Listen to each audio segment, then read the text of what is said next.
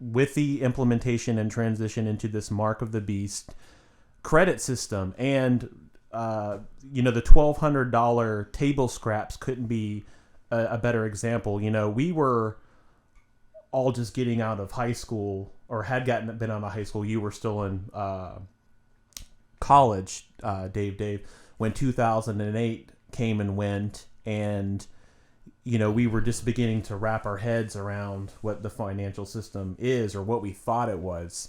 And here we are now as adults, and we were all locked up inside while the biggest transfer of wealth in the history of civilization took place, when they bailed out bunked, stupid corporate CEOs. But it was totally self-imposed. Oh, yeah. I mean, correct. The credit system, the financial system was humming along to some extent. If it was a natural disruption of such a magnitude as what has happened with this quote quarantine, which is such a misnomer. It's a lockdown. This is not a quarantine. It's a lockdown. Everybody's transitioning to that terminology now. It's also a depression. You keep But hearing it's the language self-imposed. when the recession starts. Part of me wants to subscribe to the idea that this economic synthesis, these repos and this junk bonds that were purchased, I suspect or want to think that they couldn't have rendered this economic synthesis if everybody was still at work getting paid. That the banks themselves would have to default on the payrolls. I suspect as much. That I'm sure that's part of the derivative equation and math magic, but in the financial sector, it is a lockdown. Hard. I mean, they're going to have so many small businesses just go under, and all these loans are going to default. 30% of auto loans defaulted last month. Oh yeah, and people are just shuffling their cards, and they have less in the deck every single time they shuffle, going from month to month, because they are unemployed. I myself have been unemployed by Governor Cooper, but yeah, and it's all, I think that it's just the auspice of setting this precedent with some kind of, it seems like a false flag pretext ultimately, because just like what that guy was saying in the video, you even look at these big cities, and the mortality rate is just, this is with the padded statistics. It's not what it, what they're claiming it. That was made evident in that video we watched with after the Fox News hot mic. Right. And it's that exact phenomena that would lend one to think that it was all a hoax. However, I do think that the other guy is also correct in saying, I don't think it was just a hoax. Right. I think this is a drill that essentially went live because they've had it in their back pocket for years. Event 201. There's all these conferences that have. What about that intergovernmental memo that was called Lockstep? Lockstep. Lockstep. That's the one.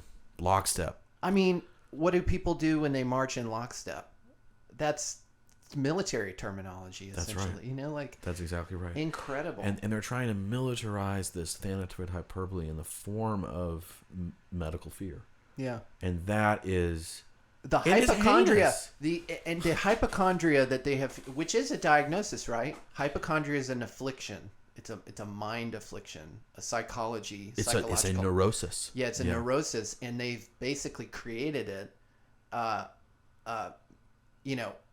would say out of thin air. Yeah, but they literally have out of thin air. Even if there's this debate about the virus itself and its lethality in and of itself, right? Right.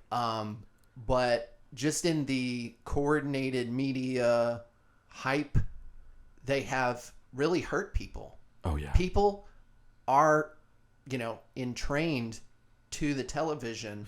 They know that it's an extension of their limbic system, and they're pushing on the emotions. They're wearing people down, and what they're doing, like you said, false flag pretext. They are terrorizing us. Yeah, that's terrorism. It is. What do you do with what is terrorism? You commit violence or aggression or threats even, right? To inculcate a situation that's favorable to your political views. Right. You will be approached by police officers if you open your place of business, and that's under the pretenses of protecting the public. Meanwhile, it's wrecking the future of the public. And that person, telling somebody that they're not essential because they have a stained glass, shop, and people don't need stained glass to survive, except the person selling the stained glass needs to do that to survive, because that's what they've chosen to produce for society. I mean, it's really offensive, and this is coming down from on high from people who don't produce anything except more regulations, more draconian measures, more double speak. And they're just the pretext is they never intended to open back up in 2 weeks. It was never in the cards. Oh, no. And I think people are going to be very disappointed with the reopening, the phase reopening. Trump capitulated when he even offered guidelines to reopening, in my opinion, because it ran cover for all the state governors to basically implement their own draconian restrictions, but Trump gets to sit back and play like and in a sense he is acting constitutionally. Yeah, I left it up to the states, Yeah, exactly. And now you've got Governor Cooper here in North Carolina. There's all sorts of other parasites like him, like just Northam. Ooh. Excuse me. I got the Cerveza virus. Sorry. Y'all are freaking out. I know it. But hilarious. Yeah, and so like with the reopening, people already are saying, I mean, I've heard it from people, industry insiders that I come in contact with, yeah, we're going to reopen, but, you'll have to provide your GPS. Oh, I forget what state it was where so many people had already downloaded the tracking app. Google has already shared because Google has all the metrics on where you're, like, they can tell based on, the accelerometers in their phone, like whether you're walking, whether you're sitting in your car, if there's other devices, like Bluetooth devices and stuff, they can measure proximity between that. That's all tied into Pokemon Go, this augmented they're trying to virtualize the world, that we know. We all saw the Dark Knight Returns, man, with the with the phone surveillance, Definitely. But that was a primitive view of, like, it was, when you watch it, I bet if we go back in like 10 years, that's gonna look like really outdated. Even it's just like a 1.0 surveillance state. But that's how a bat sees. Is like the ones in Wuhan, right? Yeah.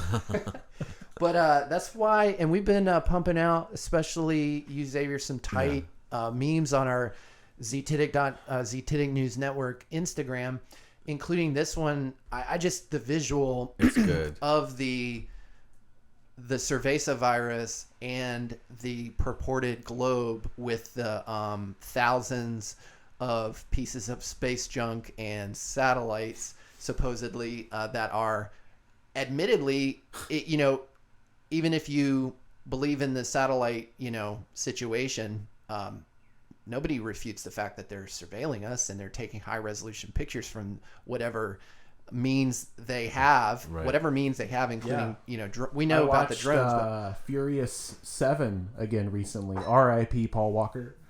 But, they had that God's Eye system, which was effectively, a satellite surveillance like Eye of operation Sauron almost, right? Literally, But yeah, the visual and while we have these satellites and stuff, the opposition, the best they can say is, don't track my data. I value my privacy.